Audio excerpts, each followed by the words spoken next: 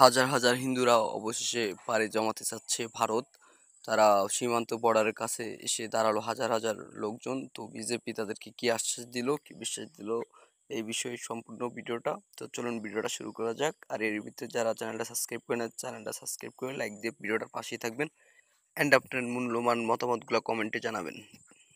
তো প্রধানমন্ত্রী পদত্যাগের পর সব হিন্দু ধর্ম যারা আছে তারা একটু ঘাবড়ে গেছে, একটু ভয় পেয়েছে। প্রথম দিন যে উশৃঙ্খলটা বাংলাদেশে হয়েছে, তো এটা তো পুরো এখন নিয়ন্ত্রণে এসে পড়ছে।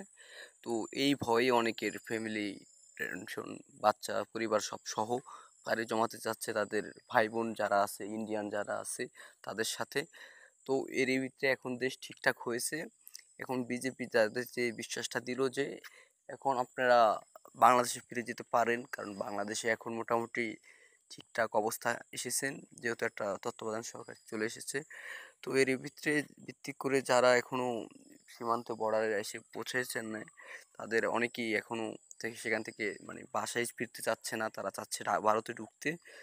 তো এরই ভিতরে যেই অবস্থান বাংলাদেশের, মোটামুটি এখন যদি এইভাবে থাকে তাহলে আশা করি কোনো হিন্দু ভাই ক্ষতি হবে না। অ্যান্ড সমস্ত কর্ম যারা আছে এলাকার সবাই মিলে হিন্দুদেরকে সেফ দিতে আছে। তাইলে আশা করি সবাই এখন বাংলাদেশে সুন্দরভাবে বাংলাদেশটাকে আগে নিতে যেতে পারবো। তো আপনার কি মতামত সেটা কমেন্টে জানাবেন যে বাংলাদেশে আসলে হিন্দুরা সেফ কিনা। তো আজকের ভিডিওটা এই পর্যন্তই। Good bye.